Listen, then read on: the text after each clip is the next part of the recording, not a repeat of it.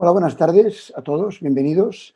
Yo soy el doctor Ángel Moya del Hospital Universitario de Sceus y modero esta sesión juntamente con el doctor Alfonso Martín del Hospital Universitario Severo Ochoa de Madrid. Es para nosotros realmente un placer moderar esta última sesión de la Semana del Ritmo, que está planteada como cuestiones abiertas en el síncope. Son temas o bien que están empezando y están por venir, o temas que, aunque estén ya muy desarrollados, no están plenamente utilizados en nuestro medio. Para ello tenemos 4 ponentes de excepción que los iremos presentando y tengo que agradeceros que estéis aquí un viernes a última hora, ya en pleno verano, y paso la palabra pues a mí como moderador para que os dé unas cuantas instrucciones y presente el primer ponente. Alfonso, cuando quieras. Gracias, Ángel. Buenas tardes a todos. Ante todo, agradecer la presencia virtual de todos los asistentes en una tarde de verano como hoy. Desde luego, agradecer a la Casa del Corazón y a la sección de Fisiología y Arritmias que siga confiando en nosotros para hablar del síncope y discutir aspectos tan interesantes como el que vamos a hablar hoy. Y como es la última jornada de la Semana del Ritmo, que es una reunión virtual de la sección del ritmo cardíaco y de la sección de estimulación cardíaca de la SEC, recordar algunas cosillas. Primero, que es una actividad que es acreditada por el Comité de Acreditación de la Sociedad Española de Cardiología, con un total de 15 créditos. Para conseguir estos créditos se debe visualizar el 80% del programa, es decir, 12 de las 15 horas totales de congreso, directo, en diferido, como prefieran, pero siempre antes de las 23 horas y 59 minutos del día de hoy. O sea que se acaba de ver y luego tranquilamente se vive el viernes por la noche. Si desea consultar el estado de su acreditación, puede acceder a la pestaña Mi Acreditación, arriba, en la parte de arriba derecha, donde se refleja el porcentaje de consumo de sesiones en tiempo real y se puede conocer lo que falta para alcanzar ese punto.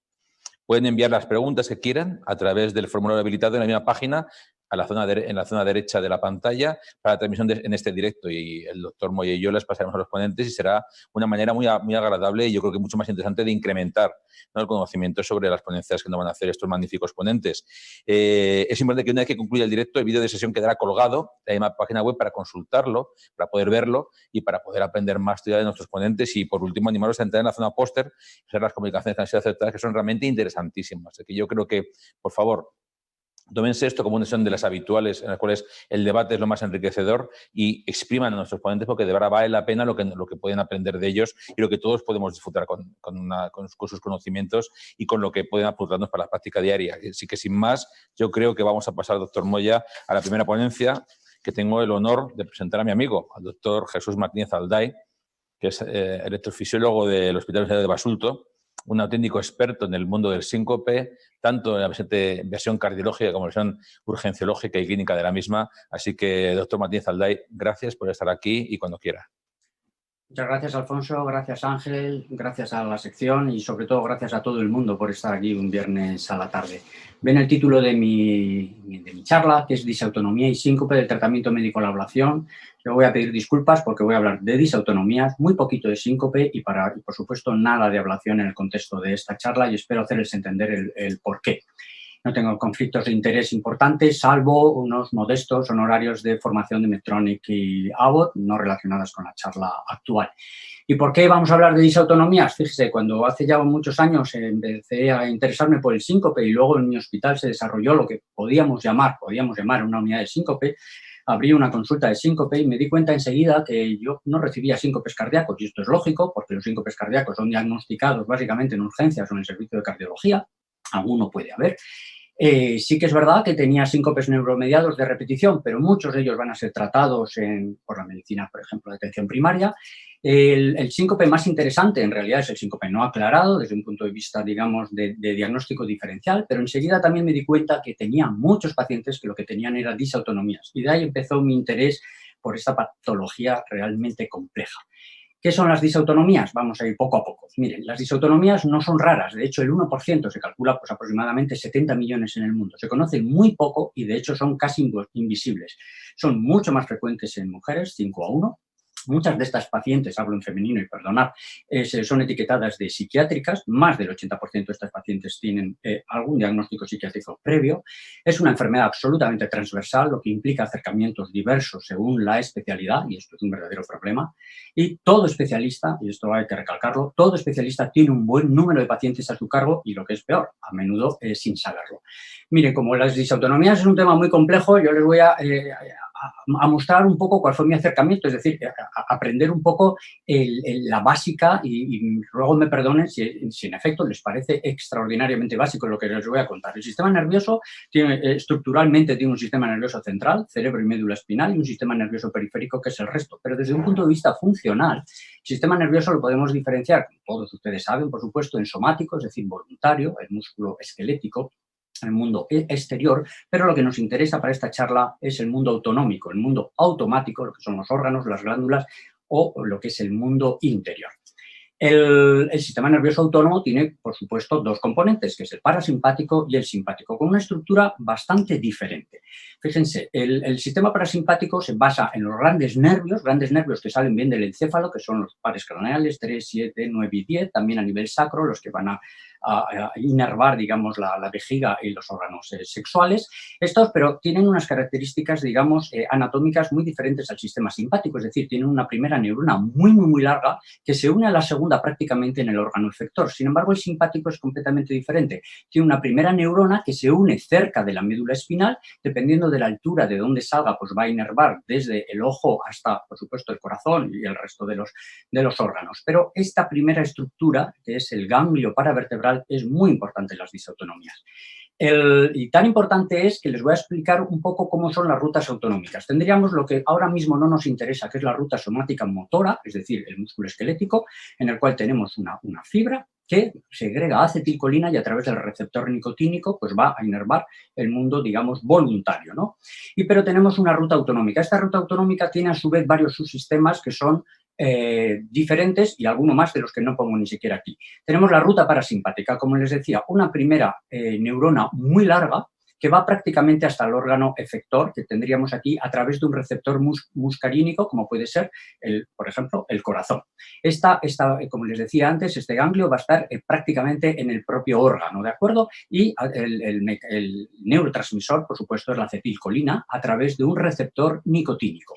Pero la ruta simpática, que es completamente diferente, la primera neurona es corta y este ganglio paravertebral, y esto es importantísimo, también la transmisión hasta la segunda neurona es a través de la acetilcolina. Y aquí tendríamos el receptor muscarínico. Además tenemos otras rutas, como es la simpática adrenal, en la cual una fibra, esto es interesante, es una fibra parasimpática la que segrega acetilcolina a nivel de la médula adrenal y va a liberar posteriormente, fundamentalmente, adrenalina o también en menor cuantía noradrenalina. Por lo tanto, esta sería un poquito la ruta. Luego tenemos otras rutas como la entérica o la del sistema, digamos, de las glándulas sudoríparas, que son un pelín diferentes. A nivel de la localización lesional, siendo muy básico, tendríamos a nivel preganglionar, es decir, a nivel, por ejemplo, del encéfalo, lesiones cerebrales y medulares. Tendríamos a nivel ganglionar, como les estaba contando, por ejemplo, la ganglionopatía autonómica autoinmune, y a nivel postganglionar, la neuropatía de fibra pequeña, aquellas enfermedades que pueden aparecer, por ejemplo, en diabéticos o parkinsonianos. El espectro de la disautonomía es muy variable. Podríamos hablar de un desarrollo anómalo, de una malfunción o de un fallo. Y esto, a su vez, tiene una relación con la aparición o bien en niños, o bien adultos, o bien en personas mayores. ¿Por qué? Si hablamos de un desarrollo autonómico anómalo primario, estamos hablando básicamente de enfermedades genéticas, como por ejemplo la deficiencia de dopamina genética mediada por una enzima, pero también otras muchas, que no les voy a contar, pero podemos pasar a algo que nos interesa más a nosotros como cardiólogos, que son la malfunción, porque es que la malfunción del sistema autonómico esto ya nos suena más, estaríamos hablando de pacientes con POTS, de síncope, de neuropatías por otras causas como pueden ser drogas o alcohol, pero también una pléyada de enfermedades disautonómicas, que como son la fatiga crónica, la fibromialgia, la hipersensibilidad química. Esto ya es un contexto que nos afecta más directamente y algo menos, aunque tampoco del todo, las lesiones o fallos, perdón, del sistema autonómico importantes como pueden ser la atrofia multisistémica, el Alzheimer, Parkinson y diabetes, que también vemos, pero este grupo de pacientes con hipotensión ortostática, bien sea neurógena o no neurógena, también nos va a llegar mucho a la consulta. El espectro de la intolerancia ortostática, que probablemente es lo que nosotros más vamos a ver, es muy variable. Puede ser episódica, estaríamos hablando de síncope, y también puede ser crónica. Y en crónica también hablaremos de que puede ser leve o absolutamente deshabilitante. Por ejemplo, en una enfermedad crónica y relativamente leve podríamos estar hablando de POTS, también por supuesto del síncope, y una enfermedad ya, un fallo neurocirculatorio importante y grave de las personas ya en realidad mayores, que pueden tener una demencia de Lewy, un Alzheimer, un Parkinson, pues estas son enfermedades que en realidad nosotros básicamente vamos a ver poco, son más del espectro de los neurólogos. Y todas estas enfermedades tienen unas condiciones, unas coenfermedades llamaríamos, como pueden ser el síndrome de Ehlers-Danlos o la hiperlaxitud, otras enfermedades autoinmunes o la hiperexcitación de los mastocitos, por ejemplo, que son enfermedades que también desde un punto de vista del cardiólogo, la verdad es que nos quedan un poco alejadas. El diagnóstico de la disautonomía puede ser fácil, de hecho en pocos minutos, pero en realidad un 25% de los pacientes tienen síntomas poco típicos y se habla de que el retraso en el diagnóstico puede llegar incluso hasta 6 años. Y les voy a leer 7 signos y síntomas cardinales de las disautonomías. Fíjense. Dificultad para mantener el tono postural. En amarillo, los síntomas que nosotros como cardiólogos podemos ver en nuestra consulta. Dificultad para mantener el tono muscular, el tono postural, perdón, la fatiga, el mareo, náusea o estreñimiento, a veces también diarrea, menos frecuentemente, el brain fog o mental clouding, que es simplemente una especie de confusión, atontamiento en la expresión de las ideas, podríamos decir, palpitaciones o dolor torácico o disnea. Fíjense en amarillo todos estos síntomas, de los 7 signos y síntomas clásicos de las disautonomías, 5 de ellos los podemos ver perfectamente un cardiólogo. Sin embargo, el síncope solo se da en el 40% de los pacientes, teniendo en cuenta que quizás 1 de cada 3 pacientes tiene un síncope a lo largo de su vida, pues en realidad el síncope no se considera un síntoma cardinal. Por lo tanto, en la historia clínica, muy importante, ¿cuál es la principal queja del paciente? De hecho, se quejan de todo y por lo tanto es muy importante decir qué es lo que más te importa. Es muy importante a la hora del tratamiento y a la hora de encauzar qué es lo que le está pasando al paciente. Pero hay que hacer algunas otras preguntas. ¿Cuál fue la última vez que estuvo bien? Es muy importante el timing. La verdad es que muchos contestan, nunca ha estado bien. ¿A qué lo atribuye? ¿Qué pasó después? ¿Qué mejora o empeora los síntomas? ¿Qué tratamientos ha tomado y le han mejorado algo? Y hay que revisar todos los sistemas autónomos. Hace usted la compra, tolera el ejercicio, calor, comidas, suda poco, mucho, saliva, problemas miccionales, intestinales, disfunciones eréctiles. Es decir, una serie de preguntas que probablemente como cardiólogos rara vez hacemos, por supuesto. Mire, como han visto ustedes las rutas autonómicas, podríamos tener diferentes tipos de fallos. Fallo simpático noradrenérgico, hiperactividad simpática noradrenérgica, bueno, y pueden ir viendo todas estas. Y cada una de ellas, yo les he puesto en amarillo los síntomas más importantes de cada uno de estos fallos o hiperactividad de cada uno de los sistemas. Pues bueno, podríamos agrupar, pues me cuenta el paciente una serie de síntomas, vale, tiene casi seguro un fallo simpático noradrenérgico, puede ser que lleguemos a ese diagnóstico, pero la verdad es que aun habiendo síntomas y signos específicos de cada uno de ellos, en mi experiencia es muy difícil desde un punto de vista clínico decir qué es lo que le pasa exactamente al paciente.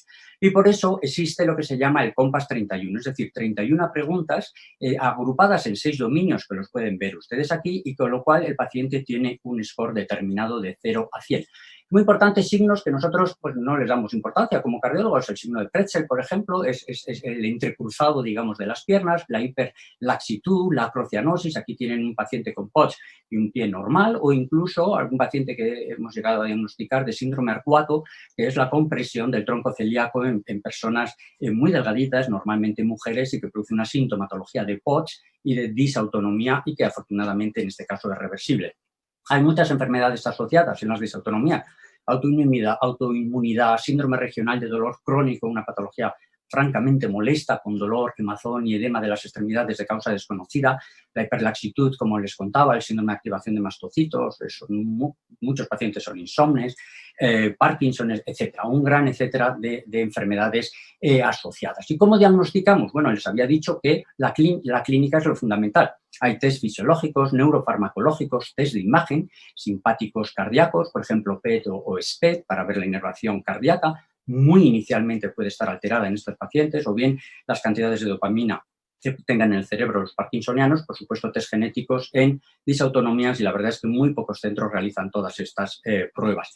Sin embargo, hay unos test sencillos, un test que se llama test de Ewing, que agrupa una serie de test que muchos de ellos los conocemos nosotros bien, como el test de Standing, el reflejo cardiovagal, la maniobra de Valsalva o el hand grip test. Y otros también que no entran dentro del test de Ewing, como el tilt test de pseudomotores y otros más que pueden ver ahí en la tabla. El test de Standing es muy sencillo, todos lo conocen, caída de la tensión arterial más de 20 de sistólica o 10 la diastólica es diagnóstico de intolerancia ortostática. El reflejo cardiovagal, un test muy sencillo de hacer, que es ver la frecuencia cardíaca en inspiración e inexpiración y ver la diferencia que hay entre una y otra. Ustedes saben que con la edad esto se va perdiendo, este reflejo, y por lo tanto hay unas cifras de normalidad según la edad. La maniobra de Valsalva, muy interesante, y Princeps en el diagnóstico de las disautonomías, que nos estudia tanto el simpático como el parasimpático en las 4 fases que tiene, pero no da tiempo a explicarla ni mucho menos. Ahí tienen un resumen a quien le pueda interesar. Y el hand grip test, que es simplemente la respuesta hipertensiva que tenemos cuando hacemos una determinada compresión con la mano, por ejemplo, en un sfingomanómetro, que también tiene sus valores de normalidad. Y el test de la mesa basculante, la tan denostada mesa basculante en el síncope, sin embargo, en la intolerancia ortostática es fundamental, bien para diagnosticar, y aquí le pongo los criterios clásicos de diagnóstico de intolerancia ortostática, POTS o incluso síncope. El test de Ewing, como les decía, cada una de las pruebas anteriores puede ser normal, un valor límite o anormal, ¿no? Pues bien, si tenemos 2 de estas pruebas que son claramente anormales, tendríamos una puntuación de 2 y eso ya sería un fallo autonómico confirmado. ¿Y pasaremos al tratamiento? Pues mire, lo más importante para el tratamiento son lo que yo llamo tips para el paciente. Paciencia y perseverancia. Expectativas. Las expectativas, y al paciente hay que decírselo, es que no le vamos a curar y que tiene que tener más días buenos que malos. En general, no le vamos a curar. Intentaremos que haga una vida autónoma. Flexibilidad. La situación, desde luego, cambia en segundos. No luches contra la fatiga y el dolor. Es inevitable y esto pues hay que tomarlo como es. Tanto ejercicio como puedas, pero la verdad es que tienen una limitación muy importante para el ejercicio, muchos de ellos, por ejemplo, el síndrome de fatiga crónica, no tanto en la fibromialgia. Comidas pequeñas y frecuentes, esto es importante también, y sé eficaz, conoce tus limitaciones y programa tus actividades según las mismas. Estos, yo creo, tips para el paciente es fundamental en la consulta. Es un maratón, no es un sprint, por lo tanto. Ahora bien, ¿podemos hacer algunas cosas más? Pues por supuesto, ¿no? Medidas físicas, ustedes las conocen, como la mayoría de estos pacientes son intolerancias ortostáticas, pues bueno, agua, sal, ejercicio, comidas, como decía, pequeñas y repetidas. Si gastroparesia, que es un síntoma también muy frecuente, pues batidos proteicos sin leche, eritromicina. Un minuto, ¿verdad? Estoy acabando. No. Dormir con la cabecera elevada, otras yo les mando que hagan de todo, siempre que se sientan bien es importante, terapia, psicoterapia, etc. Las medidas farmacológicas, cuando tenemos tantos fármacos, ya pueden ver que algo está fallando, ¿no? Pues tenemos fluidocortisona, midodrine, betabloqueantes, piridostigmina. Esto es muy interesante porque la piridostigmina eleva los niveles de acetilcolina y es bastante bien tolerada. Por ejemplo, ha llegado un caso hace 2 días, paciente muy hipertenso, 200, y sin embargo con síncopes postpandriales. Esto es importante porque hay que conocer cada una de las posibilidades que tenemos. El síncope postpandrial, ¿cómo lo tratamos en un paciente que tiene 200 de tensión? Medidas físicas, cambio de dieta, ajuste de hipotensores, acarbosa, teofilina, optiotride en perfusión continua. Si uno no está metido en el mundo de las disautonomías, evidentemente todo esto es bastante complejo de que a uno incluso se le pase por la cabeza. Y la inmunoterapia, que es lo último que Doctor Ortiz de Alday, deberíamos ir terminando. Una más es la combinación de diferentes técnicas. Enemigos de las disautonomías, el estrés emocional, la depresión, el dolor, los cambios de tiempo, estrés ortostático, la ducha, la cocina y los grandes almacenes. Es muy importante para ellos, tus pacientes. Presta atención a tu cuerpo y a tus alrededores si no quieres acabar de bruces en el suelo. Y la última es fundamental, que tengamos colaboración con otros especialistas. Nos hablarán hoy de las unidades de síncope. Como pueden ver, esto se nos va de las manos a los cardiólogos, que podemos ver algunos pacientes e intentar tratar con intolerancia ortostática o POTS, pero la mayoría de las cosas que les pasan a estos pacientes nos quedan muy lejos. Muchas gracias. Muchísimas gracias por esta, la verdad es que excelente y brillante presentación, que creo que además es muy ilustrativa para nosotros. Y voy a dar paso pues a la doctora Coral Suero del Hospital Comarcal de la Axarquia en Málaga, que es una persona que trabaja en urgencias, pero con mucha experiencia en todos los temas de síncope cardiológicos, y nos va a hablar de algo que por mucho que ya parezca claro, es fundamental, que si se hace mal al principio, luego las cosas van a ir mal en el seguimiento posterior, que es la valoración del síncope en urgencias. Coral, cuando quieras. Muchas gracias. Bueno, antes de nada, voy a ir poniendo la presentación. Quiero dar las gracias. Un momentito, más adelante. Venga. Bueno, quiero dar las gracias sobre todo a la organización y, por supuesto, a los oyentes que en esta tarde de viernes de verano, como ha dicho Alfonso, están presentes en esta Semana del Ritmo. Bueno, para comenzar, yo voy a hablar desde la visión de lo que es la urgencia y el síncope desde las urgencias. Un momentito, me parece que no avanza, ¿no? Ahora, vale, perfecto, venga. Bueno, pues desde las áreas de urgencias, lo fundamental cuando nos encontramos con una patología, con sintomatología compatible con un síncope es, bueno, la gran pregunta es, ¿de verdad estamos hablando de un síncope o de qué estamos hablando? Tenemos una pérdida, lo llamamos una pérdida transitoria de conciencia, y dentro de esas pérdidas transitorias de conciencia, que existe una clasificación con muchos ejemplos de ellas, pues pueden ser traumáticas o no traumáticas. Dentro de las no traumáticas nos encontramos con el síncope. Todos conocemos ya la definición de lo que es un síncope, pero creo que es fundamental recordarlo porque es muy importante ajustarnos a esta definición para delimitar lo que es el síncope. Es una pérdida de conciencia transitoria causada por una hipoperfusión cerebral global y que se caracteriza por un inicio brusco, una duración corta y una recuperación espontánea completa. Y esto es muy importante porque no todas las pérdidas transitorias de conciencia se ajustan a esta definición.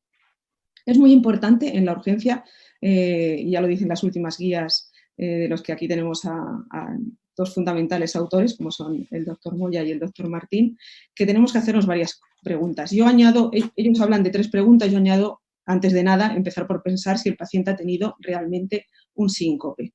Una vez que definimos que el paciente ha tenido un cuadro sincopal y no otro tipo de pérdida transitoria de conciencia, entonces, basada en las características que comentaba anteriormente, a partir de ahí empezamos a manejarnos en cuanto a la evaluación de nuestros pacientes. ¿Y qué evaluación realizamos desde los servicios de urgencias? Pues la evaluación que realizamos en los servicios de urgencias es siempre la misma. Una evaluación que debe ser fundamental, basada en la exploración física, en una anamnesis detallada y fundamental la realización de un electrocardiograma. ¿Qué otra prueba diagnóstica es de gran rentabilidad? Pues, por supuesto, la toma de tensión arterial en decúbito supino y en bipedestación. Luego, dependiendo de la sospecha, tenemos otro tipo de pruebas complementarias que podemos ir solicitando o realizando en función de la sospecha diagnóstica que vayamos planteando en nuestro paciente. Fundamental recordar que sí que no son fundamentales en la realización de la valoración de un paciente con síncope pruebas neurológicas como la realización de un electroencefalograma o la realización de un TAC o una resonancia magnética cerebral, que, como bien dicen las guías, pasan a ser de un nivel de evidencia 3B, puesto que su rentabilidad es muy pequeña. Así lo decimos nosotros ya, el grupo de la sección de arritmias de la Sociedad Española de Urgencias y Emergencias, en asociación con la Sociedad Europea de Cardiología. Ya en el año 2010 publicamos el estudio GESINUR, en el que se ve claramente cómo la rentabilidad diagnóstica de pruebas como pueden ser la realización de un TAC cerebral, pues no nos llevan a ninguna conclusión importante, y así lo avalan posteriormente otros estudios, como puede ser este publicado en el Annals en el año 2018.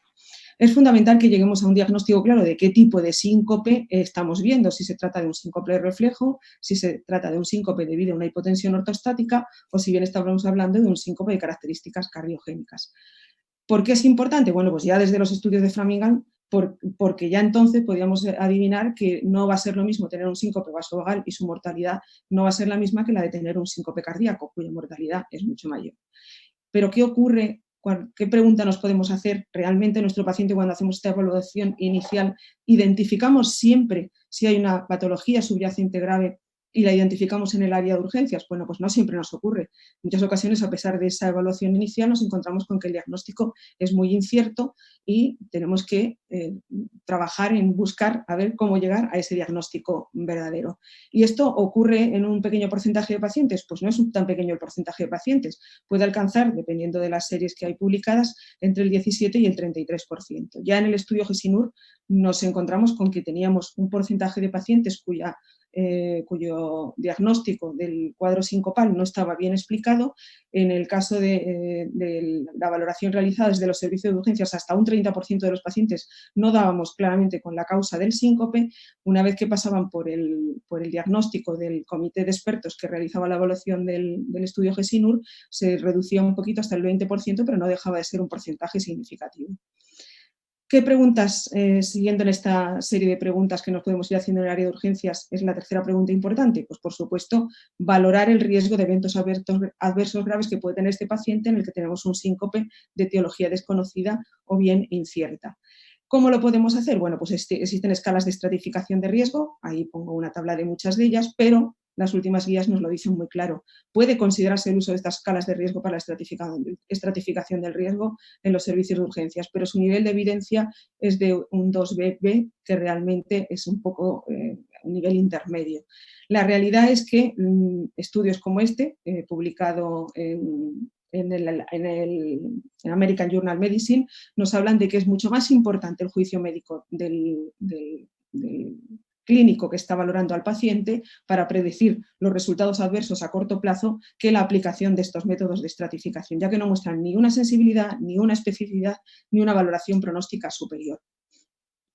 Por lo tanto en las guías clínicas realizadas sobre valoración realizada en los servicios de urgencias, como las guías publicadas en el 2017 en Circulation, como posteriormente las guías publicadas en el 2018, nos hablan de que estas escalas de estratificación no podemos decir que ninguna sea mejor que la práctica clínica habitual.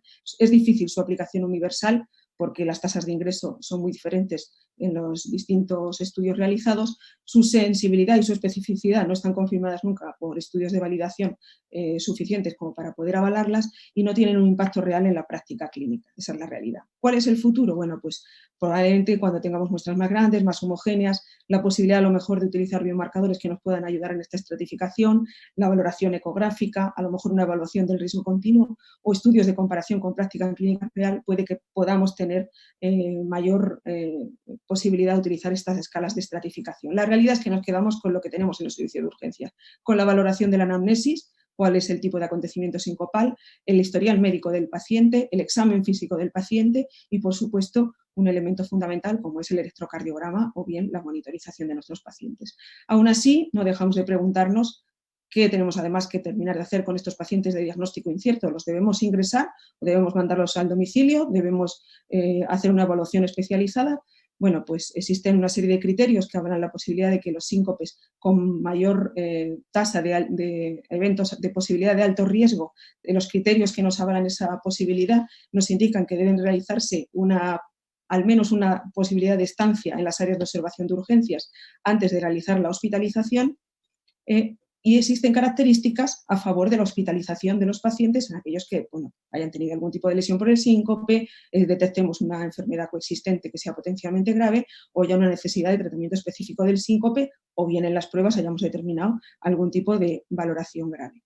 Pero la realidad es que, a pesar de que ya he comentado que las tasas de ingresos son muy variables en los diferentes estudios, cuando se ha hecho un seguimiento y un estudio retrospectivo de qué ha ocurrido a lo largo de muchos años, como ocurre en este estudio, en el que se ha hecho una valoración del seguimiento de las tasas de ingreso de pacientes a lo largo de 9 años, entre el 2006 y el 2014, se ha visto como a medida que han disminuido las tasas de ingreso de los pacientes, de hospitalización, y sin embargo los pacientes han aumentado sus consultas en urgencias por patología compatible con síncope, sin embargo no ha habido un aumento de los eventos adversos a corto plazo y por lo tanto no parece que el hecho de la hospitalización de los pacientes sea especialmente beneficioso para ellos. Lo mismo publicado en este otro estudio, donde la mayoría de los pacientes que son dados de alta desde el servicio de urgencias se ve que tienen un pronóstico favorable y que no necesariamente tienen que tener una situación de mayor riesgo que aquellos que han sido hospitalizados.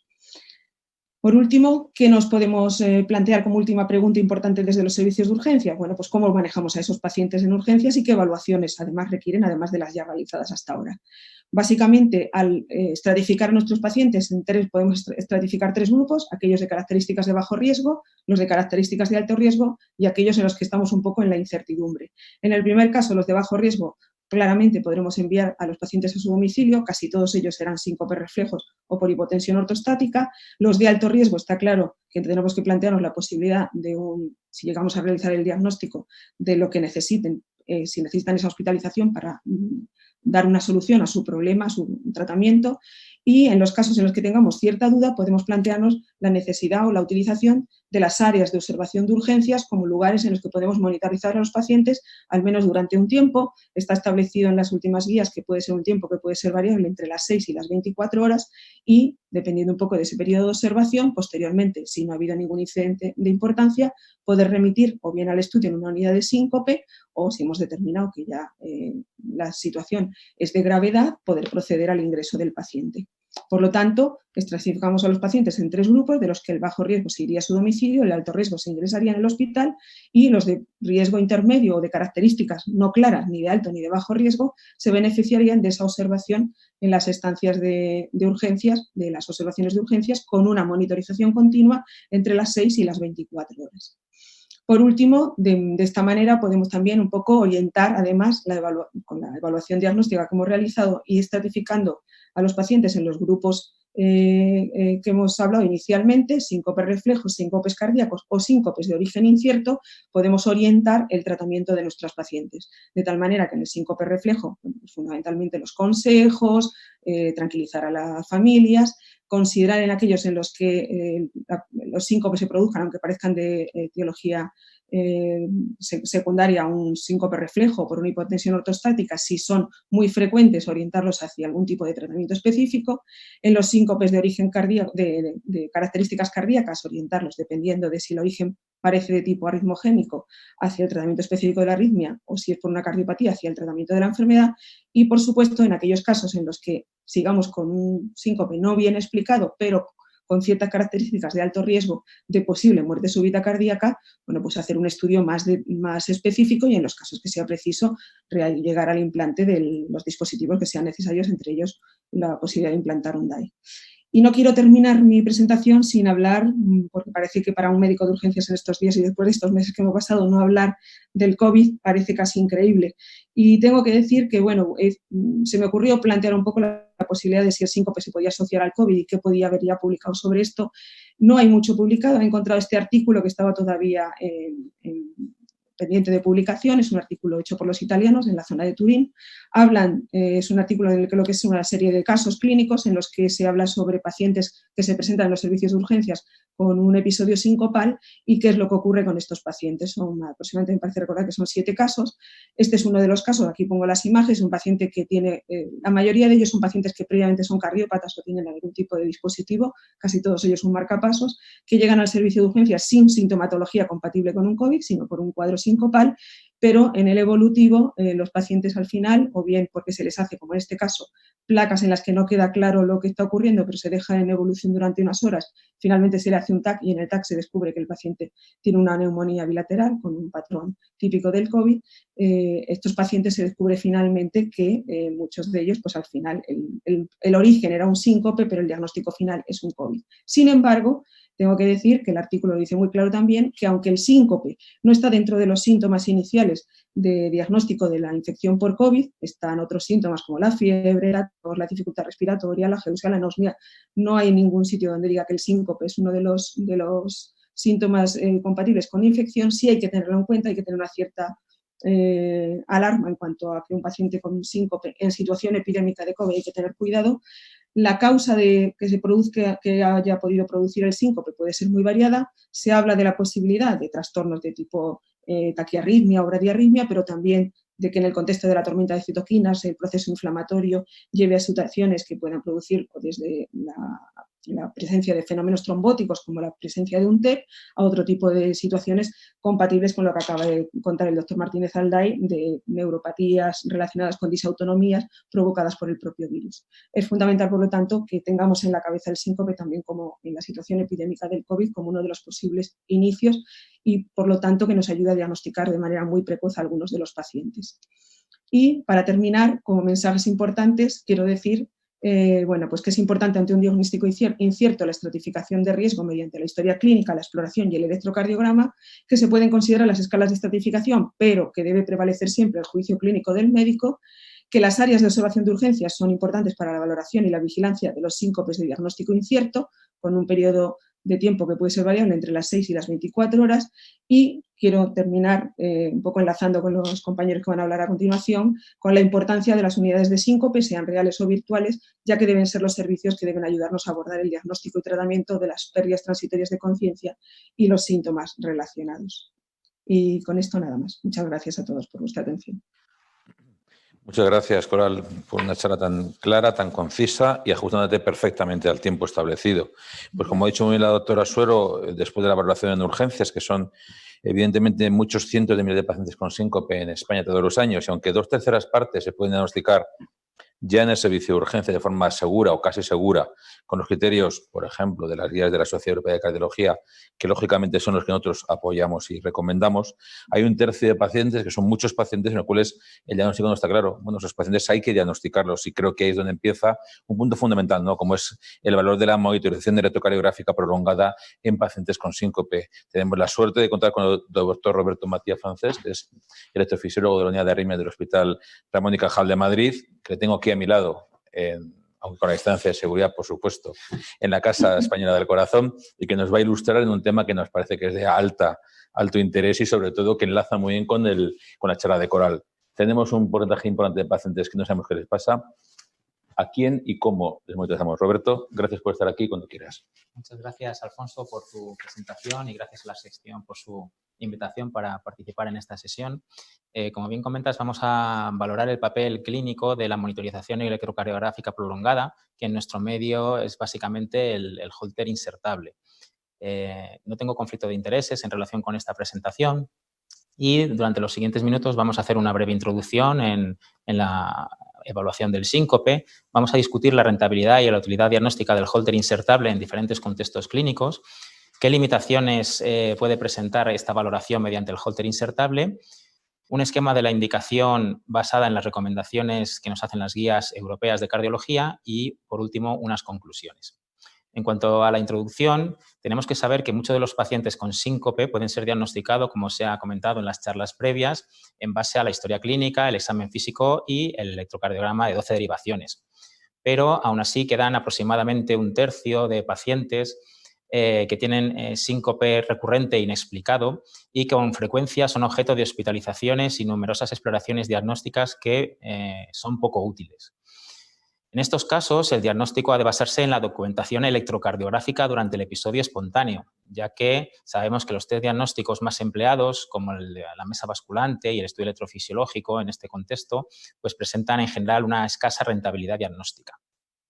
Y por último, comentar que el Holter convencional y las grabadoras de bucle externas tienen un bajo rendimiento diagnóstico que está limitado por su corto tiempo de monitorización. Para salvar esta limitación, pues se han desarrollado dispositivos implantables que tienen una capacidad de monitorizar el ritmo cardíaco entre 2 y 4 años y que tienen actualmente también la posibilidad de monitorización remota, lo cual nos puede permitir incrementar la sensibilidad en el diagnóstico de determinados episodios arrítmicos.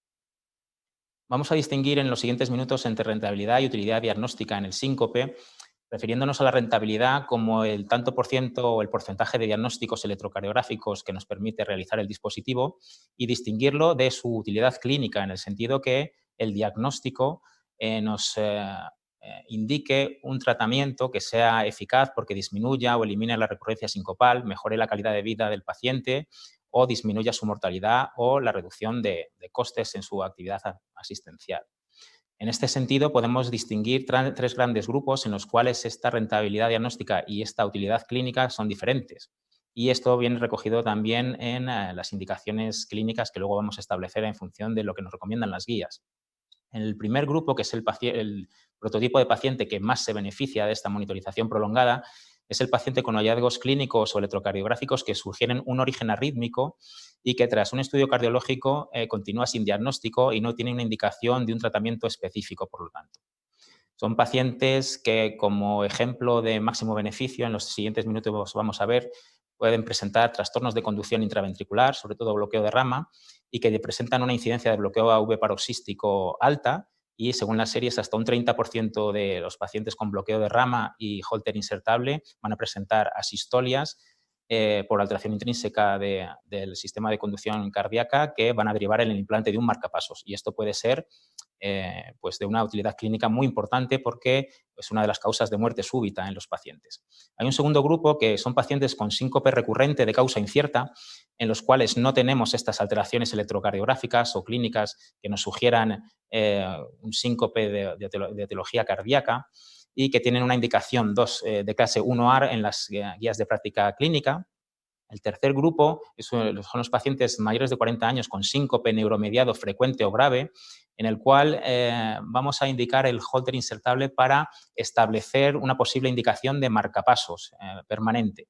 Pero en este contexto clínico sabemos que hay una prueba, que es el test de mesa basculante, que aunque ha sido denostado en para ciertas indicaciones clínicas por su baja sensibilidad y especificidad, sí que nos puede ayudar de manera bastante importante a seleccionar qué pacientes se pueden beneficiar del uso de marcapasos. Y de hecho, en las guías europeas de práctica clínica, el TIL test está por encima de la indicación de Holter insertable en este contexto. Comentaremos también las guías NICE, que realmente no recogen la indicación de Holter insertable en estos pacientes para selección de marcapasos en síncope neuromediado en base a unos estudios de coste-eficacia que luego veremos.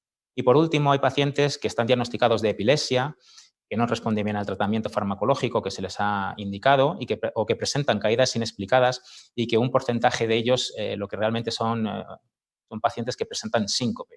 Esta es una indicación 2B en las guías europeas y que realmente está en investigación y de la cual no vamos a comentar nada porque es un tema que está en investigación y con un nivel de indicación ahora mismo más bajo que los pacientes previos. Esta es la diapositiva probablemente más importante de la presentación.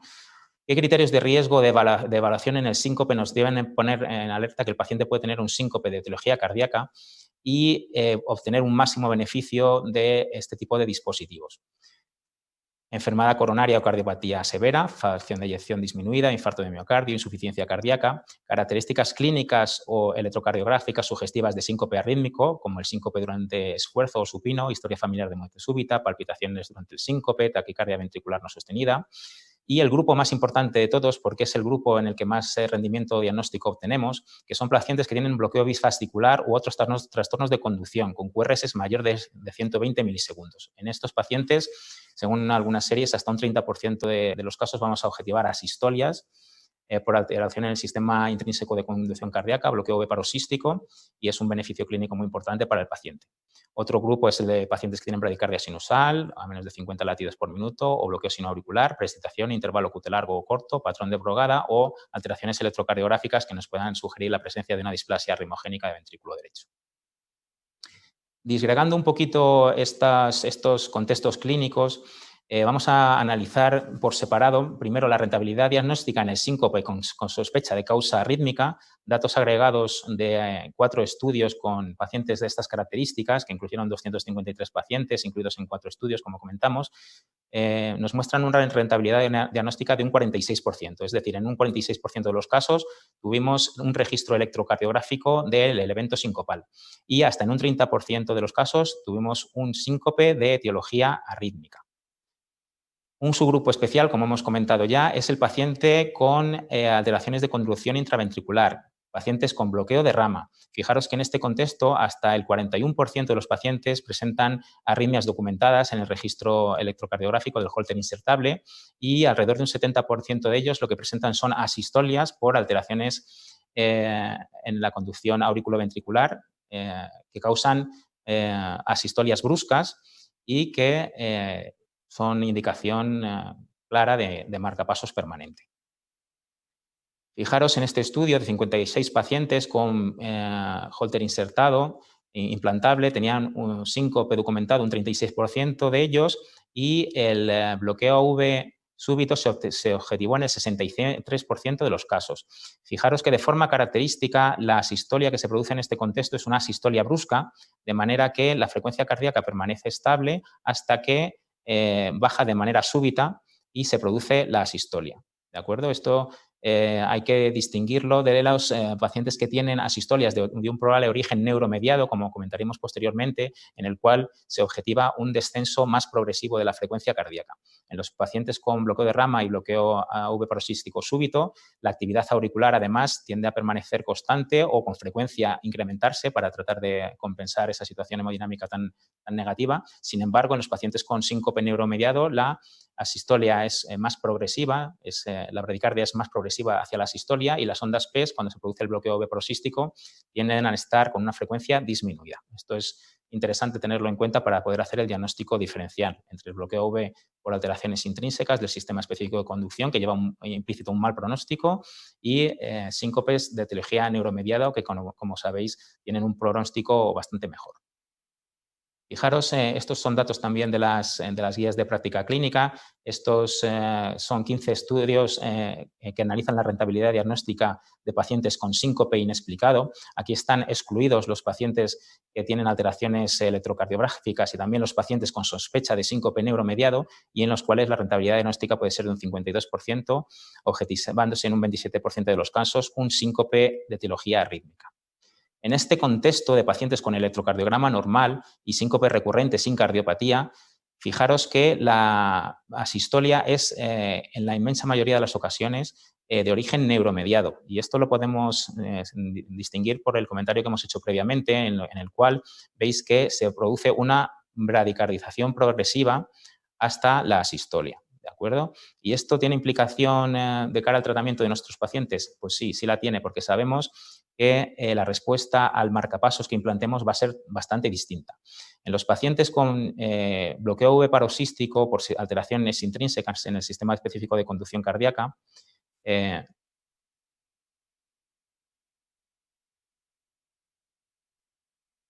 el implante de marcapasos conlleva una tasa de recurrencias que es realmente muy baja, en algunas series entre el 0 y el 1%, porque hemos resuelto la fisiopatología principal del síncope del paciente al evitar esa bradicardia. Sin embargo, en los pacientes que tienen asistolias de etiología refleja, tenemos una incidencia de recurrencia sincopal en algunas series de hasta el 24%, con lo cual la utilidad clínica en este contexto queda disminuida en relación al síncope por bloqueo AV paroxístico por alteración intrínseca del sistema específico de conducción cardíaca.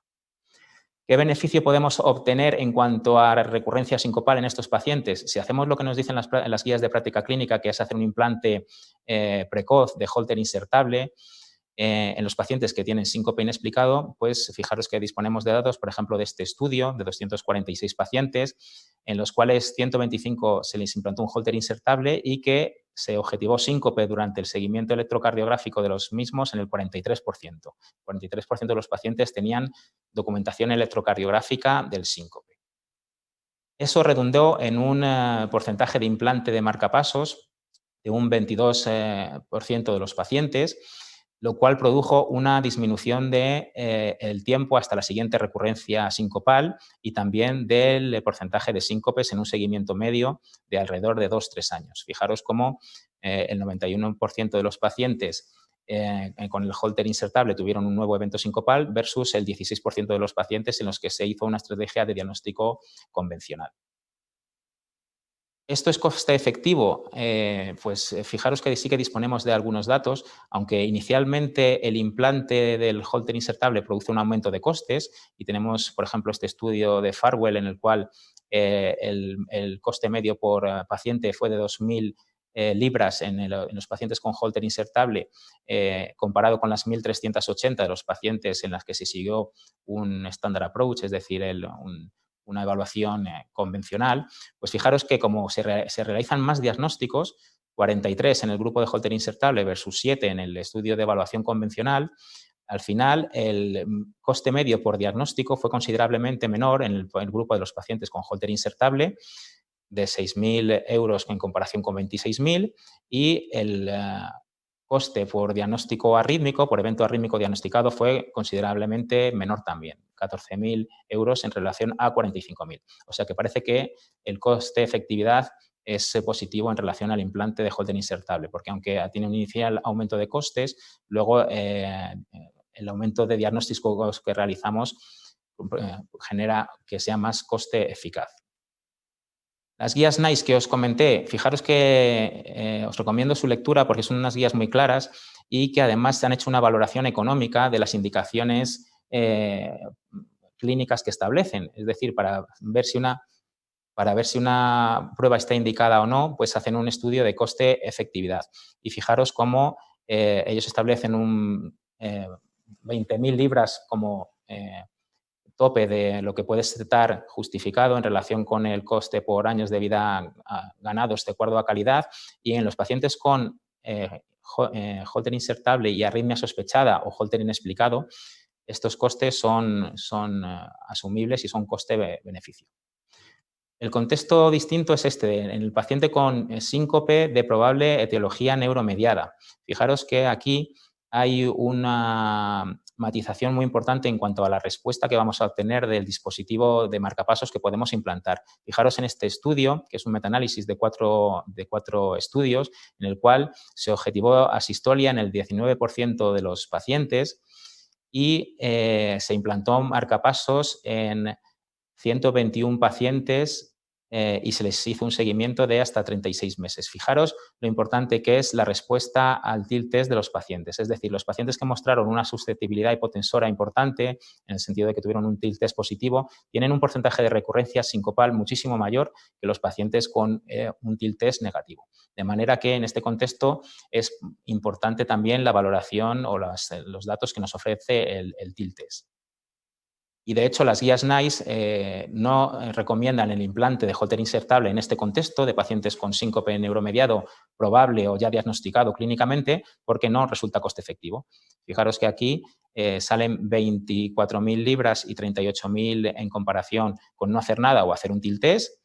Y, como hemos dicho antes, el coste-efectividad límite está en 20.000 y tampoco les sale coste eficaz este estudio en la estrategia de implantarlo después de haber visto si el TIL test es negativo. O sea que en las guías NICE no nos recomiendan el Holter insertable cuando tenemos una sospecha importante de síncope neuromediado para indicar el marcapasos. ¿De acuerdo? En estas guías sería el TIL test la prueba de elección. Y esto está un poquito en consonancia con lo que nos dicen las guías de práctica clínica de la Sociedad Europea de Cardiología. Como final, vamos a resumir el algoritmo de manejo de estos pacientes. Hay que hacer una exploración clínica correcta, un electrocardiograma y una historia clínica, que es lo fundamental. En los pacientes con probable causa arrítmica hay que hacer un estudio cardiológico. Las guías nos recomiendan, por ejemplo, en el paciente con bloqueo bifascicular, hacer un estudio electrofisiológico. Hay que hacer un ecocardiograma, sobre todo si tenemos alguna sospecha de cardiopatía estructural. Y si el ecocardiograma y el estudio electrofisiológico resultan negativos, tenemos una indicación 1A de implante de Holter insertable. En los pacientes con síncope recurrente de causa incierta, sin alteraciones electrocardiográficas, está indicado como clase 1A un implante precoz de Holter insertable. Y en los pacientes con síncope probablemente neuromediado, por la valoración clínica que hemos hecho, si este es grave por ser frecuente o recurrente en pacientes mayores de 40 años, lo que hay que hacer primero es un masaje de seno carotidio, y esto es un protocolo valorado por un estudio que se llama SUB2, que si es negativo, después está indicado hacer un TIL test y, por último, si es negativo también, hacer el Holter insertable. Pero veis que en este contexto el Holter insertable está después de la valoración con masaje de seno carotidio y TIL test. Como conclusiones en la utilidad clínica del Holter insertable, pues hay que saber que viene determinada por el contexto clínico y el perfil de recurrencias. Su mayor utilidad diagnóstica se encuentra en los van a presentar asistolias en el Holter insertable y por tanto indicación de marcapasos.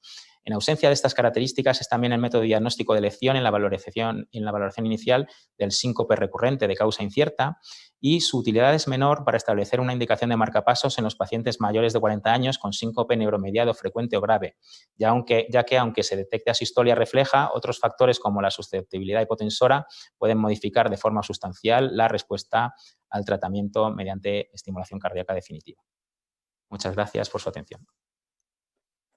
Muchísimas gracias por esta presentación clara y concisa.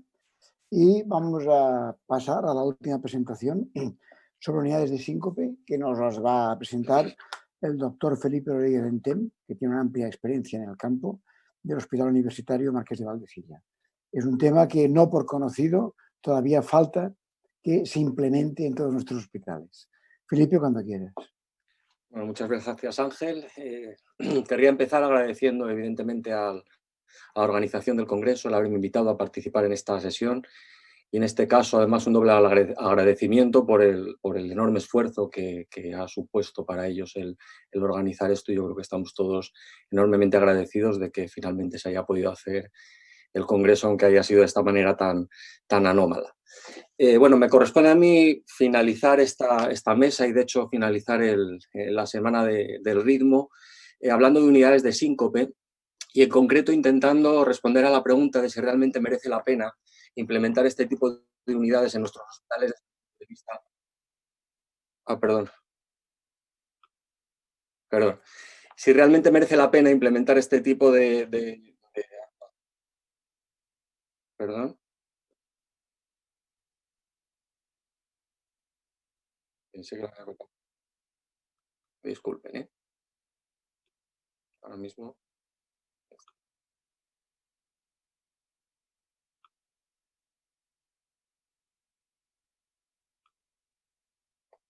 Ahora está, ¿verdad? Disculpen por el error. Bueno, como decía, lo que voy a tratar de hacer es contestar a la pregunta de si realmente merece la pena implementar unidades de síncope en nuestros hospitales desde un punto de vista de coste-beneficio.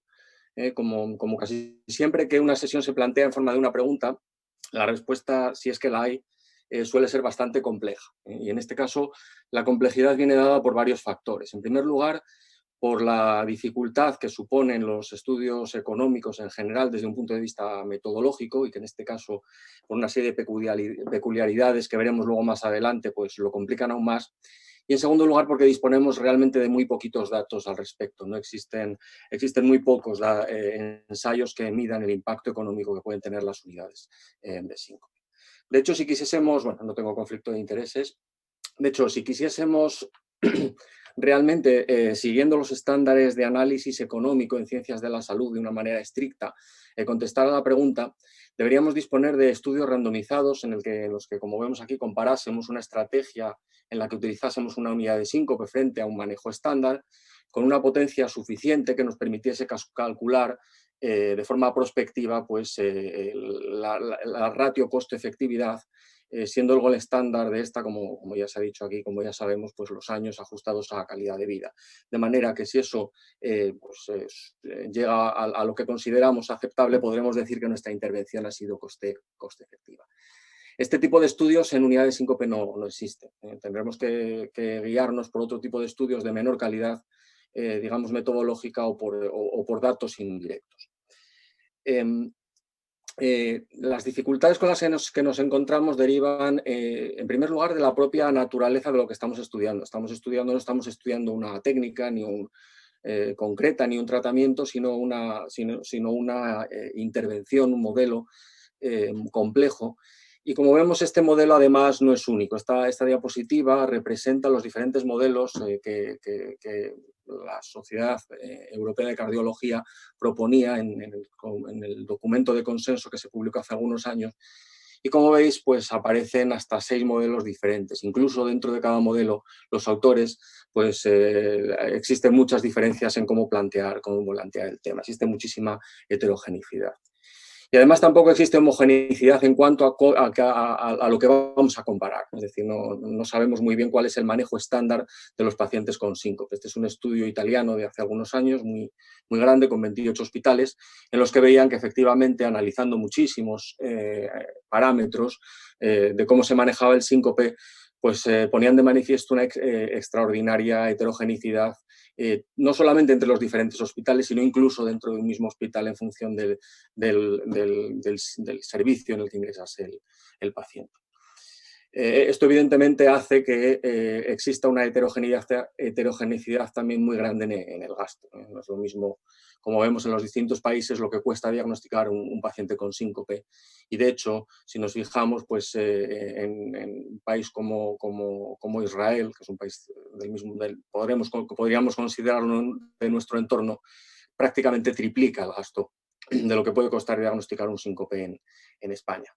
Y finalmente, otra dificultad metodológica es que no podemos utilizar los años de vida ajustados a calidad de vida, sencillamente porque en los estudios que han analizado las unidades de síncope no utilizamos como endpoint la mortalidad o otros endpoints que nos permitiesen calcularlo, sino que se utilizan básicamente una reducción en la tasa de ingresos y una reducción en el número de test diagnosticados, en la práctica totalidad de los estudios que se han publicado.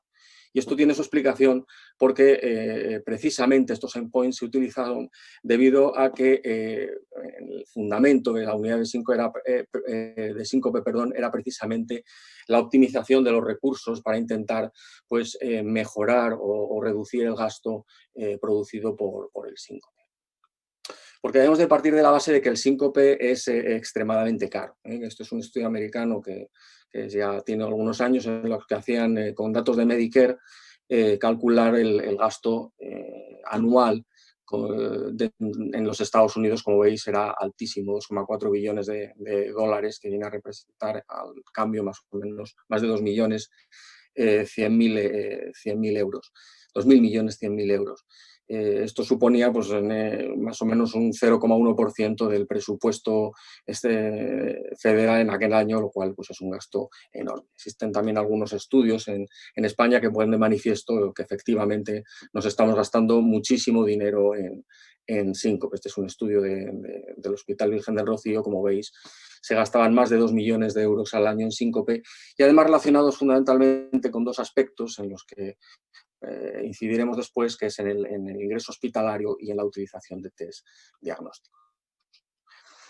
¿Por qué es tan caro manejar el síncope? Pues en primer lugar por razones epidemiológicas que son evidentes. Ya se ha dicho aquí que el síncope es muy frecuente y genera, como también se ha dicho ya, un gran número tanto de visitas a urgencias como de hospitalizaciones y eso evidentemente pone un gasto para el sistema sanitario.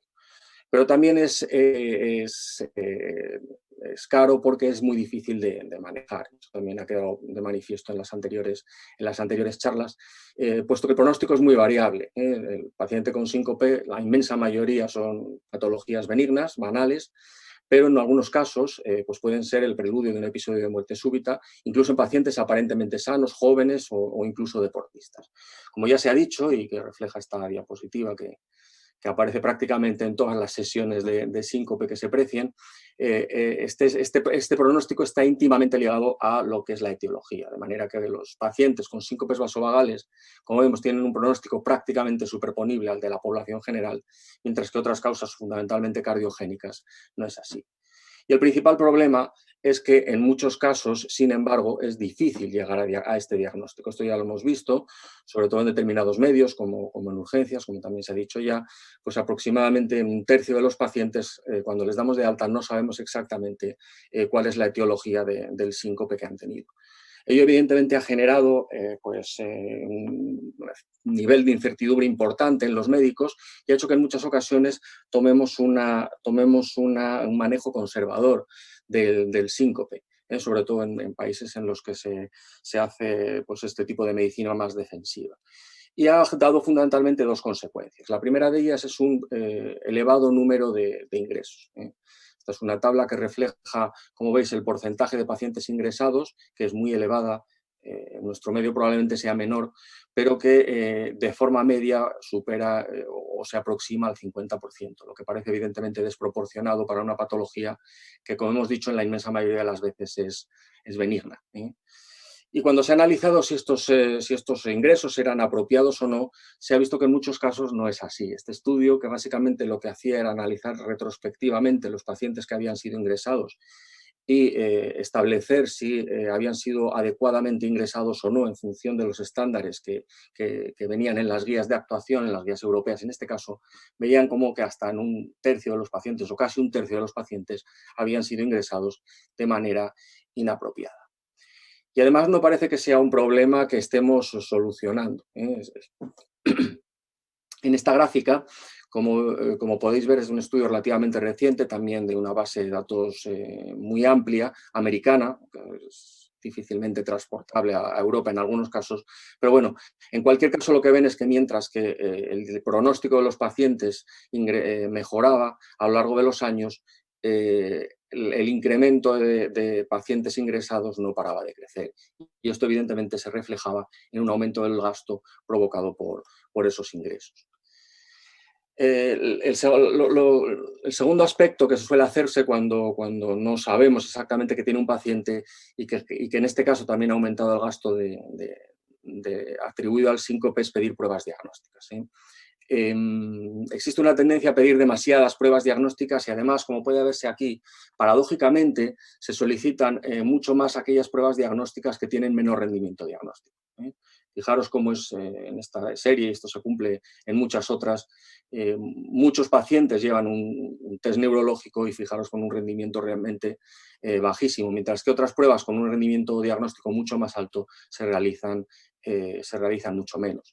Y además, pues da la casualidad de que precisamente las pruebas que más pedimos, o por no ser rentables o por pedirlas demasiado, son las que más caras salen al sistema, como mostraba este estudio que podéis ver aquí. En definitiva, parece que estábamos haciendo las cosas no muy bien, que estábamos gastando demasiados recursos y lo primero que se planteó es intentar solucionar el problema mejorando la adherencia a las guías. Es decir, si somos capaces de hacer lo que dicen las guías, pues parece razonable que podamos hacer las cosas mejor y reducir el gasto si es que se puede reducir. Este es un estudio que se han publicado varios estudios similares y básicamente lo que hace es pues bueno, establecer cuál era la situación antes de un estudio, de una actuación educacional en la que se planteaba a la gente qué es lo que tenía que hacer con respecto a las guías y ver qué es lo que sucedía después. Y lo que se vio es que precisamente no solamente no se mejoraban los resultados, sino que en este caso incluso aumentaba el gasto. Es decir, había que ir un poquito más allá. Y esto es precisamente la génesis de las unidades de síncope. Esta es la tabla que presenté anteriormente. Evidentemente no podemos analizar los resultados de todos los diferentes modelos que se han ido presentando, pero que en todos ellos existe una correlación bastante importante en que consiguen reducir el número de hospitalizaciones y reducir el número de test realizados.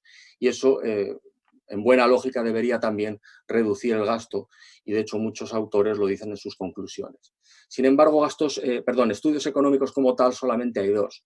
Son el estudio EDOPS, que es un estudio realizado en urgencias, y el estudio EXIS-2, que es un estudio italiano realizado en el servicio de cardiología, que son los que vamos a analizar con un poquito más de detalle.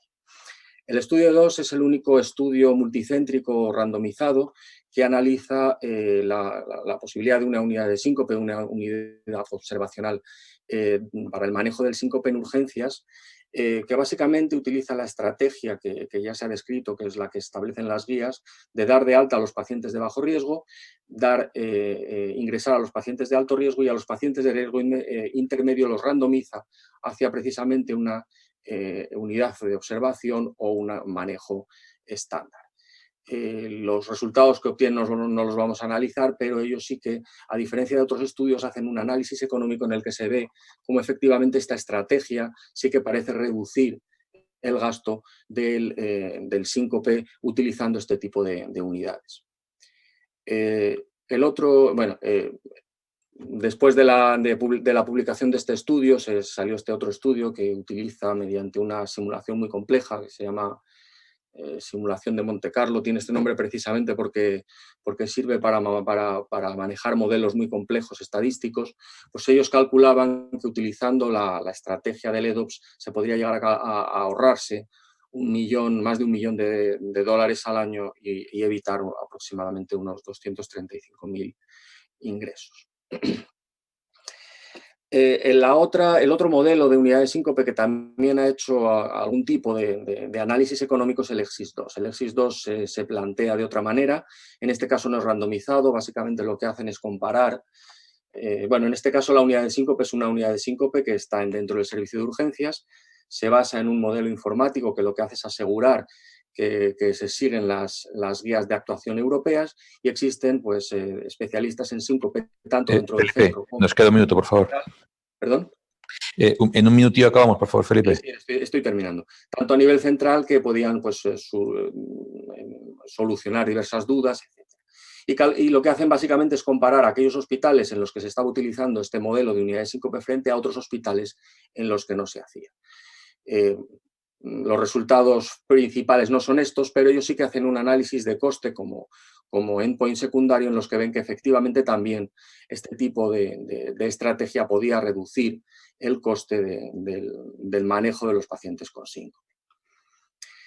Incluso recientemente se ha publicado un artículo por el mismo grupo, por el doctor Brignole, que da una vuelta de tuerca más, y en este caso, basándose en el EXIS-2, pero en lugar de ser realizado por un personal médico exclusivamente, era realizado por una enfermera, pues incluso, como veis aquí, reducía mucho más significativamente el gasto por paciente diagnosticado. Evidentemente, esto es en el medio americano, en el que la diferencia entre el gasto de las enfermeras y el gasto médico es muchísimo mayor que en nuestro medio. Y para acabar, con las conclusiones que se pueden sacar de todo lo que os acabo de decir, es que el síncope representa un problema clínico importante y que, evidentemente, como hemos visto, supone un gasto sanitario muy elevado, que la mayor parte del gasto está en relación a una tasa de ingresos probablemente excesiva y a una utilización excesiva y, sobre todo, poco rentable de los test diagnósticos, que parece que las unidades de síncope están demostrando ser capaces de reducir el número de hospitalizaciones y el número de test que se realizan, que por sí mismo eso podría justificar un descenso del gasto, y que en los escasos estudios económicos, que ya hemos visto que son marginales, sí que es cierto que parecen avalar que además existe esa reducción del gasto real al implementar estas unidades de síncope. Muchas gracias por vuestra atención. Muchísimas gracias, Felipe. Yo creo que ha sido muy ilustrativo, un aspecto que conocemos menos, que es el coste-beneficio. Tenemos poco tiempo, creo, para preguntas. Yo empezaría con alguna de la audiencia. Hay un par de preguntas de la audiencia que han hecho un par de personas distintas sobre un tema que puede ser polémico, y es en pacientes con bloqueo bifascicular tras estudio negativo, Holter de eventos, marcapasos. Yo te pediré una respuesta corta para poder tener tiempo sé que es un tema polémico, pero te agradeceré, Roberto, una respuesta corta. Pues yo creo que en principio habría que poner un marcapasos en los pacientes de más edad. Probablemente, si el síncope es de claro perfil cardiogénico, el paciente tiene un bloqueo bifascicular y es un paciente anciano, yo me decantaría más por un implante directo de marcapasos. Pero en pacientes más jóvenes, o si el perfil clínico parece más benigno, claramente la indicación sería de un Holter insertable para tratar de depurar más el mecanismo del síncope. Estoy completamente de acuerdo contigo. Alfonso, ¿hay alguna pregunta más de la audiencia? Sí, hay alguna más dirigida, es más a la parte clínica de urgencias, la doctora Suero. Si tienes información actualizada sobre el porcentaje de uso de TAC craneal en pacientes con síncope en urgencias. Bueno, lo hemos comentado, bueno, tengo los datos del GESINUR, datos actuales no tengo exactamente, pero el GESINUR lo dejó muy claro. Tenemos la tendencia natural a que la pérdida transitoria de conciencia se convierta en que es un problema cerebral siempre. Es un problema cerebral de hipoperfusión, sobre todo en el caso del síncope, pero no es un problema cerebral en sí mismo. Entonces, bueno, la tendencia natural en los servicios de urgencia muchas veces a solicitar TAC por encima de la previsión que sería lógica. Yo creo que las guías clínicas lo dejan bastante claro, no es una de las pruebas diagnósticas de rentabilidad, ninguna. Hay otras pruebas como el test del ortostatismo, mucho más rentable, incluso el masaje del seno carotidio, y el TAC craneal lo deja prácticamente para una situación en la que claramente lo que queremos es llegar a un diagnóstico sobre una sospecha de un cuadro epiléptico o relacionado con algún tipo de patología claramente cerebral. Pero sí es cierto que la tendencia natural es a diagnosticar de manera un poco errónea las pérdidas transitorias de conciencia siempre hacia el marco de lo cerebral. De hecho, muchos problemas que estamos teniendo actualmente, sobre todo, eso sí es una percepción más que dato objetivo, es que muchos pacientes que inician cuadros sincopales abigarrados que no sabemos, no estamos presentes en el diagnóstico y vienen trasladados a los servicios de urgencia sin que nadie nos refiera exactamente qué es lo que ha ocurrido en el momento, vienen catalogados como posibles cuadros de ictus, de posibles accidentes cerebrovasculares, entran como códigos ictus y muchas veces nos encontramos con sorpresas grandes. Ayer mismo estuve yo de guardia y tuvimos un problema con una paciente que ingresó como un código ictus y luego era un problema claramente de un trastorno de un marcapasos disfuncionante que en la monitorización dimos con la tecla de lo que le estaba sucediendo a la paciente. Muchas gracias, Coral. Tenemos afortunadamente 15 minutos para acabar el debate. Por un poco apostillar lo que ha dicho la doctora Suero, sí hay dos estudios recientes, uno de 2017 y otro de 2019, en el cual se analiza la realización de TAC y de resonancia magnética en pacientes con diagnóstico de síncope, al menos inicial, sindrómico inicial en urgencias. Y no solamente no se ha pasado una reducción, como esto en el estudio de Tampieri que comenta la doctora Suero, sino que se ha pasado a una realización de casi el 60% de TACs en pacientes con síncope, tanto en síncope que ingresa como en síncope que es dado de alta o síncope que queda en observación, y una realización que se incrementa cada vez más de casi un 30% de resonancias desde la urgencia. O sea que, aunque no se ha aumentado el porcentaje de ingresos en Estados Unidos, sí se ha aumentado la tasa de pruebas que no tienen rentabilidad diagnóstica y que encarecen el proceso de diagnóstico. ¿Podemos pasar a las siguientes preguntas? Sí, hay una pregunta de la audiencia que es doble, yo creo que es muy provocativa. Es una pregunta que habla sobre los dispositivos insertables con capacidad de medición del QT, qué papel pueden tener en el síncope, y entra incluso en algo muy específico que probablemente ahí no hay respuesta, ya incluso sobre el tratamiento hidrocloroquina y citomicina en el COVID. Pero más que eso, el concepto, ¿no? Si Roberto tienes algún comentario a hacer. Los dispositivos insertables en el contexto de... Bueno, insertables con capacidad de medición del QT. El QT. Y el papel del síncope. Bueno, sí, realmente el QT largo es un diagnóstico que es dinámico. Los pacientes no siempre tienen el mismo intervalo QT y efectivamente si tenemos una sospecha importante de que un paciente pueda realmente tener síncopes en este contexto clínico de QTs a lo mejor limítrofes y síncopes de perfil cardiogénico, sí que nos puede ayudar, igual que en otros contextos, como por ejemplo el paciente con síndrome de Brugada, que son gente joven que puede tener síncopes de muy diversa etiología, por ejemplo síncopes vagales, cuando no tenemos claro si pueden tener una etiología rítmica, pues es una buena solución tratar de apoyarnos en el diagnóstico mediante Holter insertable si vemos que realmente no cumple indicaciones de implante directo de desfibrilador, ¿no? Porque pues, consideremos que tiene un perfil clínico y unos datos que están estipulados ya de riesgo arrítmico muy elevado.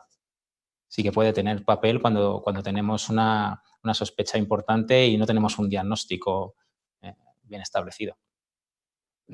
Yo creo que se entendería poco en esta sesión que no habláramos de otro tema polémico que habéis tocado el doctor Martínez Alday y tú, Roberto, también. Y es un poco, pero brevemente, porque daría por una sesión entera. El papel del TIL test, que por un lado está denostado, ha salido una opinión personal de 3 personas del mismo hospital, otro defendiéndolo. Nosotros estamos elaborando un documento que cuesta de publicar, pero me gustaría al menos 2 palabras, porque la audiencia probablemente se lo pregunte. Y esto sí es una cuestión abierta en el manejo del síncope, como dice el título de la sesión. Si puede ser conciso, mejor. Yo creo que es una pregunta efectivamente muy interesante y realmente en el paciente en el cual tenemos un perfil clínico que nos sugiere un síncope neuromediado, si lo que estamos tratando de buscar es un beneficio en cuanto a implante de marcapasos, es muy importante la respuesta durante el test de mesa basculante. No es igual tener una asistolia como fenómeno secundario, digamos, tardío, prácticamente después del síncope, que tener una asistolia que sea la causa original del proceso sincopal, y en esto el TIL test nos da muchísima información. Y además se ha visto en diferentes contextos clínicos, en pacientes de características como de tipo ISIU, ¿no? Pacientes con QRS estrecho, pacientes sin cardiopatía estructural y en otros contextos clínicos también como pacientes con sospecha de síncope neuromediado o de hipersensibilidad al seno carotidio, que la respuesta en el TIL test matiza de forma muy significativa la respuesta a los marcapasos. Es decir, que si el TIL test es positivo, nos está revelando una susceptibilidad hipotensora del paciente que va a hacer que su tasa de recurrencia con el marcapasos sea muy elevada o mucho más elevada que cuando el TIL test es negativo. O sea que yo creo que en este contexto de síncope de probable etiología neuromediada es muy importante el TIL test y el Holter insertable yo creo que tiene un papel que es más secundario. ¿Jules, algún comentario? Sí, pues yo por ser breve te diría, en el síncope neuromediado, salvo las matizaciones que ha hecho el doctor Matías para la implantación de un marcapasos, el rendimiento realmente es bajo. En el síncope de origen desconocido, yo creo que su rendimiento es moderado y en la intolerancia ortostática es fundamental. Y como yo creo que vamos a ver, es una epidemia la intolerancia ortostática, incluso post-COVID, se va a ver muchísimo también, en este contexto la mesa basculante es fundamental. Otra discusión sería si con o sin solinitrina, si nos interesa al paciente sincopar o no, pero para valorar la respuesta ortostática, sin duda. O sea que no se entiende una unidad de síncope sin mesa basculante. Para nada. Alfonso, una pregunta más. Yo creo que efectivamente da mucha información y no hay por qué denostarla en el sentido de que puede aportar bastante información en ciertos contextos, ¿no? Yo quería hacer dos preguntas. Quería hacer, me la voy a dejar muy abiertas. Una, desde luego, a Felipe, no, porque me encanta su experiencia, además, con las unidades de síncope. Yo creo que, ¿qué te parece a ti, intentando aprovechar lo mejor de dos mundos, si las unidades de síncope, en vez de ser una consulta cerrada, aprovechasen lo que intentamos decir en las guías, aunque, bueno, las guías son para toda Europa y hay muchos diferentes sistemas sanitarios? Las ventajas de la monitorización en fase aguda, ¿no? Que es un poquito lo que puede ofertar la observación de urgencias, y lo que es el switch rápido, preferente a la unidad de síncope para que el experto en síncope vea a ese paciente de síncope de causa desconocida en el cual hemos descartado un riesgo inmediato bajo la monitorización. ¿Tú crees que eso puede ser un modelo aplicable en nuestro país y exportable a los demás hospitales? ¿Te refieres antes del alta de urgencias o inmediatamente después? No, muy cercano. O sea, observar al paciente de causa desconocida, olvidarnos de los pacientes con un diagnóstico claro, evidentemente, monitorizarlo 24 horas y hacer una dirección preferente a la unidad de síncope únicamente de aquellos pacientes que ni en la monitorización de elaboración precoz porque estamos mandando a las consultas de síncope y a unidades de arritmias pacientes con un diagnóstico que ya están diagnosticadas o pacientes de bajo riesgo, que probablemente no tengan que llenar las unidades de síncope. Creo que tanto Jules como Felipe me gustaría conocer su opinión. Bueno, es que realmente la unidad de síncope, hay muchos modelos, como habéis visto, y hay muchas maneras de hacerlo las cosas. De hecho, Jules os contará la suya, que es un poco diferente, pero nosotros sí que damos precisamente preferencia a lo que tú estás diciendo. Es decir, nuestra unidad de síncope funciona fundamentalmente con urgencias y lo que hacemos es una evaluación tan precoz como que la hacemos antes de que el paciente se vaya de alta. De manera que realmente en consultas el porcentaje de pacientes que luego seguimos es muchísimo más bajo. Intentamos solucionar siempre todo antes de que se vaya el paciente. Evidentemente eso no es sencillo, eso requiere un nivel de coordinación muy grande con el servicio de urgencias, requiere una serie de recursos que a veces están disponibles y otras veces no, pero bueno, factible es porque nosotros al menos, no sé si bien o mal, lo estamos haciendo. Pero yo creo que por ahí deben ir los tiros y de hecho el modelo E2, que es el que os he presentado, que es el que ha demostrado mayor eficacia y además ser rentable económicamente, pues funcionan un poquito de esa manera. Yo sí puedo comentar una cosita. Lo que me preocupa realmente es la definición de unidad de síncope. Claro. De hecho, yo creo que nosotros lo llamamos por economía del lenguaje, llamamos unidad de síncope, pero creo que la palabra unidad significa uno. En este caso puede ser un conjunto de cardiólogos o electrofisiólogos. Fijaros que al final los electrofisiólogos son los que se están encargando del síncope, cuando probablemente la mayoría de las causas evidentemente no son arrítmicas. Pero lo que me preocupa es que la definición de unidad de síncope, que debiera ser la unión, no uno, sino la unión de un montón de especialistas dedicados al síncope o con una preferencia en el síncope en su actividad médica, eso es evidente que no existe. No existe, al menos en la mayoría de lo que nosotros estamos llamando unidades de síncope.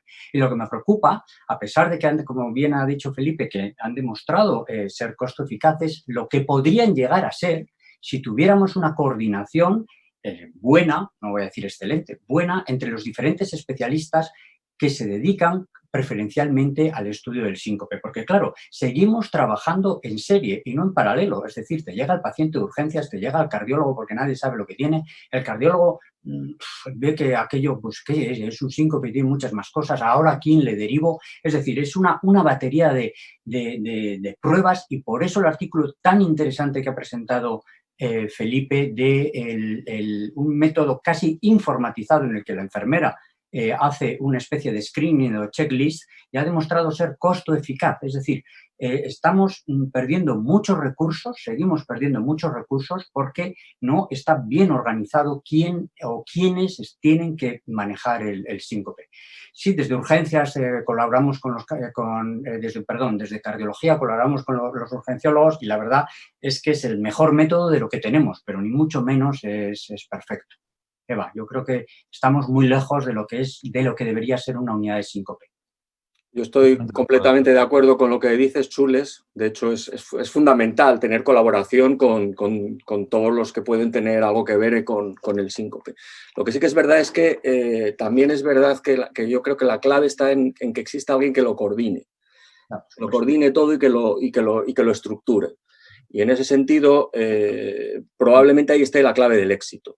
Lo que Briño le decía el especialista en síncope, que sea alguien que tenga una visión general y que sepa lo que tú dices, a dónde hay que mandar los pacientes, qué es lo que hay que hacer con cada paciente, sobre todo en casos complejos.